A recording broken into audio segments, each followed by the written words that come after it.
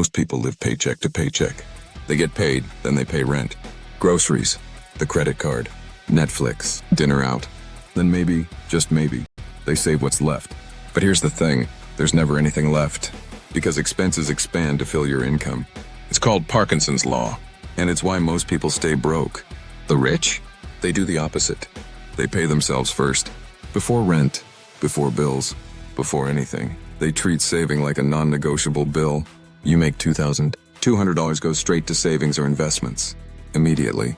No excuses. This simple rule changed everything for me. Because I realized, if I didn't force myself to save, I never would. Let's break it down.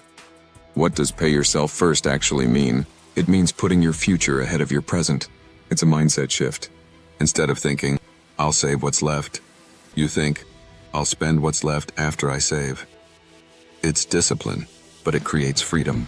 Because the money you set aside, that's the money that will one day buy you time, buy you freedom, buy you peace. But what if I can't afford to save?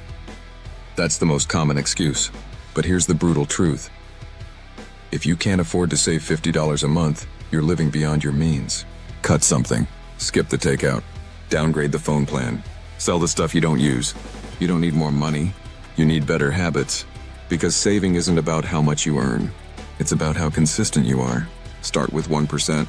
Hell, start with $5 a week. It's the habit that matters. Where should that money go? Short answer? Somewhere it grows, not in a checking account, not under your mattress. Savings account for emergency fund, then investments for the long game. Stocks, index funds, ETFs, whatever fits your style and risk level. The goal is simple. Make your money work for you. But wait, let me stop you for a second. If this feels overwhelming, if you feel like personal finance is this giant monster you'll never tame, I get it. I used to feel the same way. But one thing helped me a lot, learning. And that's where today's sponsor comes in, Skillshare. Skillshare is an online learning platform with thousands of classes on personal finance, investing, productivity, and more. You can learn from real experts, on your own time, at your own pace. And the best part? The first 1,000 people who use my link get a free trial of Skillshare Premium. So if you're serious about changing your financial life, start by educating yourself. Click the link in the description. It might be the best decision you make today. Now back to the video. Pay yourself first. The psychological trick.